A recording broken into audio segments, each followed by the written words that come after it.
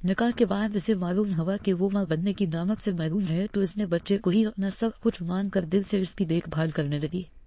اس بچے کے ننیال والے اسے بیٹی کی نشانی سمجھ کر اسے پال رہے تھے۔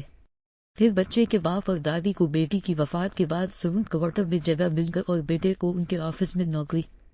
وہ بیٹے سے پیار کرتا تھا، اس وجہ سے وہاں رہنے پر مجبور تھا کہ بچہ اچھی تعلیم پا سکے گا، خوشحالی کی زندگی بسر کرے گا۔ وہ وردہ کے نکاح کو بھی جان چکے تھے۔ وردہ بچے پر جان چھوڑتی تھی۔ دادی ادھر ملازمہ بنی گھر کے کام سنبھالتی۔ اشوا کو نوید صاحب کی بیوی اب برکت بیٹی کی طرح چاہنے لگی تھی اور اسے زبردستی اس کے سسرال والوں سمیت ادھر شفٹ کر دیا تھا، اور نوید صاحب کے دونوں بچے اشوا سے بہت پیار کرتے۔ نوید کی بیٹی کو اشوا کے دیور سے بیاہ دیا گیا تھا۔ اشوا نے نوید کی بیوی، جسے وہ اب ماما کہتی تھی، بتایا کہ نکاح کے بعد اس نے شوہر کو آزمانے کے لیے اس کے ساتھ غربت میں رہنے لگی، پر بتایا کہ اس کے پاس کچھ نہیں ہے، سب اس عورت نے چھین لیا ہے۔ اس نے بتایا کہ ماما آپ جانتی ہے کہ ارحل نے کبھی اسے خریدنے کی کوشش نہیں کی، کبھی اس کی دولت کی طرف دھیان نہیں دیا۔ وہ فخری انداز میں بولی، ماما میں بہت لکی ہوں کہ مجھے اتنا اچھا شوہر اور کتنے اچھے سسرالی ملے۔ پاس بیٹھی ان کی بیٹی فخر سے بولی، شکریہ آپ کا کہ آپ کے تفریح مجھے بھی اتنا اچھا سسرال ملا۔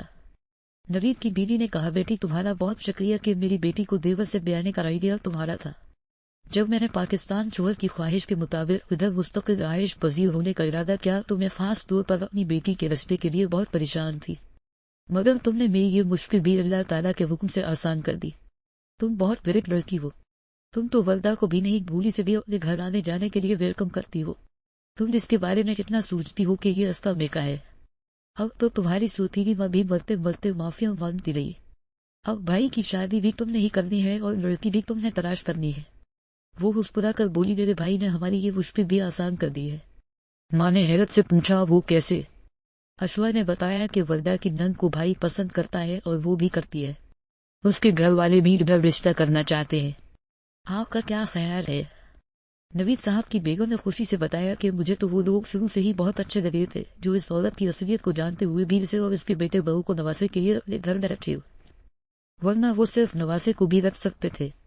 انہوں نے وردہ کے شوہر کو بھی اپنے آفس میں اچھی پوسٹ دے دی کہ وہ بزنس کے نکتے جانتا ہے۔ نوید صاحب نے اسے بزنس میں طاق کر دیا تھا۔ وہ اب نوید صاحب کو یاد کرتا ہے اور اشوا سے بھی معافی مانگتا ہے۔ جب سے اس کی ماں فوت ہوئی ہے وہ اب اپنے آپ کو اکیلا سمجھتا ہے۔ اب تو وہ اشوا کو بہن مانتا ہے اور اسے اور اس کے بچے سے بہت پیار کرتا ہے۔ اشوا کے ساتھ سسر وفات پا چکے تھے۔ نوید صاحب کے بیٹے کی شادی بہت دھوم دھام سے وردہ کے دیور سے ہو چکی تھی۔ اشوا کا بیٹا سب کی آنکھ کا تارا تھا۔ اشوا کو اب ڈھیروں رشتے مل چکے تھے۔ نوید صاحب کا بیٹا اور بیٹی اسے بہن کا درجہ دیتے۔ اشوا کو نوید صاحب کی بیوی بیٹی کی طرح چاہتی۔ وہ اکثر اس بات کا ذکر کرتی رہتی کہ نوید نے اس کے پیسے سے بزنس شروع کیا جو اتنا ترقی کر گیا کہ آج سب کا مستقبل سنور گیا۔ اشوا بڑے پیار سے انہیں ماما کہہ کر گلے میں بانے ڈال کر کہتی، ماما یہ میرے لیے گھاٹے کا سودا نہیں ہوا۔ انہوں نے مجھے سگے باپ سے بڑھ کر پیار دیا اور اتنے ڈھیروں پیارے رشتے مل گئے۔ انہوں نے مجھے پیار سے پالا پوسا پڑھایا لکھایا، یہ ان کا مجھ پر بہت احسان ہے۔ نوید کی بیوی نے ڈرتے ڈرتے کہا کہ بیٹی ایک بات کہوں تو مانو گی؟ وہ تڑپ کر بولی، ماما کیسی باتیں کرتی ہے، آپ حکم کریں، بس میری کیا وجہ کہ میں نہ مانوں؟ انہوں نے جھجکتے ہوئے کہا کہ تمہارا سگا باپ آیا تھا، وہ رو رو کر معافی مانگ رہا تھا، اس نے شادی خاندان میں والدین کی پسند سے کی۔ اشوا ایک دم وسے سے بولی، ماما میں اس شخص کا نام بھی نہیں سننا چاہتی ہوں۔ مسز نوید نے یاد دلایا، بیٹی تم مجھ سے بات ماننے کا پرامس کر چکی ہو۔ وہ کچھ بولنے لگی تو وہ جھٹ سے بولے، اچھے لوگ پرامس نہیں توڑتے، پھر وہ تمہارا باپ ہے۔ وہ وسے سے بولی، وہ میرا باپ نہیں۔ مسز نوید نے اس کی بات کاٹتے ہوئے کہا، دیکھو پہلے میری سکون سے پوری بات تو سن لو۔ اتنے میں اشوا کا بچہ رونے لگا اور ہم نے اسے گود میں لیتے ہوئے کہا، میں کسی کو کہہ کر اس کی فیڈے بنوا لیتا ہوں اور اسے سزا دیتا ہوں، تم فکر نہ کرو۔ وہ بچے کو لے کر باہر چلا گیا۔ اشوا نے آہستہ سے کہا، بتا ہے میرے علاوہ اس گھر میں سب کو اس بات کا علم ہے۔ مسز نوید نے کہا، سچ ہے، کیونکہ تمہارے بابا روز آ کر منتیں کرتے ہیں۔ ان کے 3 بیٹے ہیں، ان کی بیوی بہت اچھی ہے، اسے بیٹی کا بہت شوق تھا۔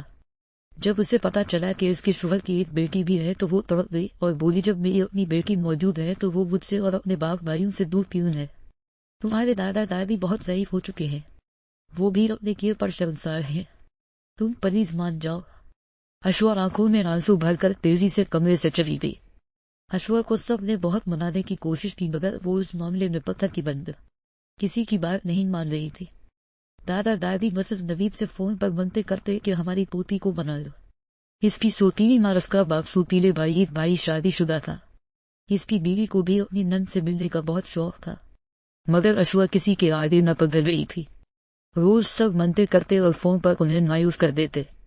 سب نے فیصلہ کیا کہ وہ اب اپنے کیے پر شرمندہ بھی ہیں اور بزرگ ہو کر معافی مانگ رہے ہیں تو وہی اس پہ سگے، ہمیں ان کو ملانا چاہیے۔ آخر انہوں نے انہیں گھر دعوت پر انوائٹ کیا اور کہا کہ آمنے سامنے بات چیت ہوگی تو ہمیں امید ہے کہ وہ پگل جائے گی اور معاف کر دے گی۔ اشوا کو یہ بتایا گیا ہے ہمارے قریبی عزیز ملنے آ رہے ہیں۔ وہ ملک سے باہر تھے۔ گھر میں ان کی آمد کی خوب تیاریاں کی گئی۔ جب وہ لوگ آئے تو اشوا کو کچھ شک گزرا، کیونکہ اس نے ملازمہ سے پوچھا کہ کتنے لوگ ہیں۔ جب اس نے تعداد بتا تو اشوا نے سوچا بہتر ہے کہ وہ طبیعت خرابی کا بہانہ کر کے کھانے کے بعد ملے۔ مسز نوید کو اندازہ ہو گیا کہ اسے شک پڑ چکا ہے۔ اشوا بچے کو فیڈر دے کر لیٹ گئی۔ علم اندر آیا تو اشوا نے خشمگین نگاہوں سے اسے دیکھا اور بلا کیا کہ مجھے تم سے یہ امید نہ تھی۔ وہ نظریں چلاتے ہوئے انجان لہجے میں بولا کیا تھا؟ وہ پھر ناراضگی والے لہجے میں بولیا سمجھ کر انجان بن رہے ہیں، کیا مہمانوں نے کھانا کھا لیا؟ وہ ادھر ادھر دیکھتے ہوئے بولا ہاں۔ وہ سپاٹ لہجے میں بولی کہ انہیں مہربانی فرما کر رخصت کر دے۔ ابھی وہ یہ بات کر ہی رہی تھی کہ اس کی دادی کھونٹی پکڑے مسز نوید کے ساتھ اندر داخل ہوئی۔ پیچھے ہی سب اندر آ گئے۔ سوتیلی ماں قریب آ۔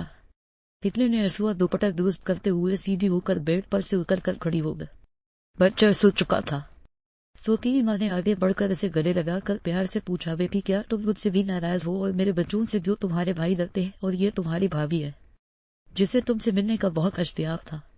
بھابھی نے اسے زبردستی گلے لگا کر ملتے ہوئے کہا رے بابا ہمارے ساتھ کیسی ناراضگی۔ اتنے میں اس کے بھائی آگے بڑھے اور بڑے پرجوش طریقے سے اسے سلام کر کے گلے لگا کر بولے ہم بہت لکی ہے کہ آج اپنی بہن کو دیکھ رہے ہیں، اب ہم آپ سے کبھی ناتا نہیں توڑیں گے۔ سب نے پیچھے انشاءاللہ بولا۔ اشوا مروت میں سپاٹ چہرے سے سب سے ملتی گئی۔ دادی دادا کو بھی بہت ادب سے ملی۔ جب انہوں نے معافی کے لیے ہاتھ جوڑے تو ان کے ہاتھ پکڑ لیے۔ جب باپ کو دیکھا وہ ایک کونے میں کھڑا روتے ہوئے اسے محبت بھرے جذبات سے دیکھ رہا تھا۔ جب سوتیلی ماں نے شوہر کو پکڑ کر آگے کرتے ہوئے کہا کہ اپنے بابا سے ملو، وہ تیزی سے پیچھے ہٹتے چلا کر ہوئے بولی میں آپ سب کو معاف کر سکتی ہوں مگر اس شخص کو معاف کبھی نہیں کر سکتی جس شخص نے میری ماں کو پاتے ہوا مرنے کے لیے چھوڑ دیا۔ وہ روتی چلاتی غصے سے بھری تیزی سے باہر نکل گئی۔ باپ نے روتے ہوئے کہا میں کسی سلوک کا حقدار ہوں، اس کی جگہ کوئی بھی ہوتا میرے ساتھ ایسا ہی برتاؤ کرتا۔ میری بچی تو پھر بھی نیک ہے جس نے میرے گھر والوں کو معاف کر دیا اور ان کو عزت دے کر بڑے پن کا مظاہرہ کیا۔ میں نے اسے دیکھ لیا، میرے لیے یہی بہت ہے۔ میں زندگی کے آخری سانس تک اس سے معافی مانگتا رہوں گا جب تک وہ مجھے معاف نہیں کرے گی، مجھے موت نہیں لائے گی۔ ہم نوجوانی کی عمر میں اپنے آپ کو خود مختاری کی چادر اوڑھ کر جب چاہے کسی کے نازک شیشے جیسے دل کو توڑ کر آگے بڑھ جاتے ہیں کہ اس ظالم میں کہ ہم جو چاہے کر سکتے ہیں، دن سے ہمارا کچھ نہیں بگاڑ سکتا، مگر یہ بھول جاتے ہیں کہ اوپر والے نے ڈھیل دی ہوئی ہے۔ جس کا شیشے جیسا دل توڑتے ہیں وہی شیشے کی کرچیاں ایک دن قدرت کا انتقام بن کر ہمارے دل میں پیوست ہو کر ہمارے دل کو لہو لہان کر کے خون کے آنسو بناتی ہیں۔ بچوں نے اسے پکڑ کر بٹھایا اور کسی نے پانی لا کر دیا، اسے پانی پلا کر بیوی نے کندھے پر ہاتھ رکھ کر اسے تسلی دی۔ اس نے اس کی طرف روتی نظروں سے دیکھ کر کہا شہید قدرت کو میری کوئی نیکی پسند آ گئی تھی جس کے صدے میں تم مجھے ملی ہو۔ اب میرے پاس ایک وفادار بیوی ہے، فرمانبردار بیٹے ہے، خوشحالی ہے، مگر دل کا سکون ختم ہے۔ اکثر ضمیر بغاوت کرتا رہتا تھا اور میں اپنے اللہ تعالیٰ سے بہت معافیا رو رو کر مانگتا رہتا تھا۔ بیٹی سے ملنے کی بہت آس لگی رہتی، مگر نوید صاحب پر بھروسہ تھا اور میں خبر رکھتا تھا کہ وہ میری بیٹی کو شہزادی کی طرح پال رہے ہیں۔ اپنی بیوی بچوں سے بیٹی سے ملنے کی خواہش کا اظہار اس لیے نہیں کرتا تھا کہ مجھے ڈر تھا کہ وہ روٹ کر مجھے چھوڑ کر چلی نہ جائے اور بیٹے ناراض نہ ہو جائے، مگر مجھے کیا پتا تھا کہ میری بیوی کتنے بڑے دل کی مالک ہے اور میرے بچوں کی تربیت بھی اسی نے کی ہے۔ کاش یہ جرم مجھ سے سرزد نہ ہوا ہوتا۔ دادی روتے ہوئے بولی نہ بیٹا تیرا اتنا قصور نہیں بنتا، تو ہمارا فرمان بردار بیٹا تھا، تمہیں پسند کی شادی اپنی مرضی سے کی تو ہماری انا کو دھچکا لگا اور انتقام کی آگ دل میں بھڑکنے لگی۔ ہم نے ہی تمہارے دل میں اس کے خلاف شک ڈالا کہ وہ تجھ سے پیسوں کے چکر میں آئی ہے، ورنہ اسے تجھ سے کوئی محبت وغیرہ نہیں ہے۔ اور ہمیں پورا یقین ہے کہ یہ بچی بھی تمہاری نہیں ہے۔ تم جلد سے جلد اس بند سے جان چھڑاؤ۔ تم اس پر سختی کرنے لگے اور وہ نوید کو فون کر کے دکڑے سنانے لگی۔ اس کے فون کالز کی وجہ سے تمہارا دل اس سے بدگمان ہوا اور تم نے اسے طلاق دے کر بچی کو بھی قبول نہ کیا۔ ہماری برات بھر آئی اور تمہاری جھٹ شادی کر دی۔ ہمیں بھی گناہ کا احساس ستاتا، ہم دونوں میاں بیوی آپس میں کہتے کہ کاش ہم نے ایسا نہ کیا ہوتا۔ ہم ہر وقت اللہ تعالیٰ سے معافی مانگتے رہتے۔ ہمیں یہ بھی تسلی تھی کہ نوید اسے بیٹی کی طرح نازو نام سے پال رہا ہے۔